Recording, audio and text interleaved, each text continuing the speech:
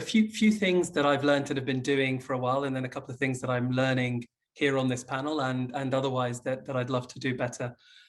The idea of just really recognizing that we don't know and we're not right, and the only way to learn is by asking and listening, and to keep asking. And I know that the women that I work with say to me, don't just ask once and then be done. Ask again, consistently ask. When you're about to speak about something, you know, ask first and get that perspective. And to add to what Sarai said earlier, don't just listen, but make notes.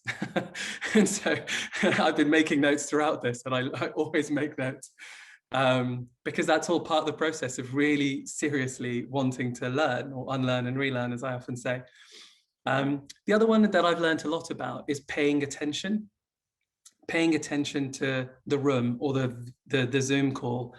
Who is uncomfortable, who isn't speaking, who isn't laughing, who isn't being called upon, and just creating space and calling it out. There are just little things that we could do to be better male allies in every meeting, in every interaction, every day. Back to your point, Sarai, about this thing, it's the small things, but it's the compound effect of doing it all the time. The one that I've learned in recent times and here as well is really the idea of publicly acknowledging the mistakes that you've made and when you've been called out. And I do it. I could do it more of it, because I do think it makes it more normal and more natural and encourages other people to call out their senior leaders.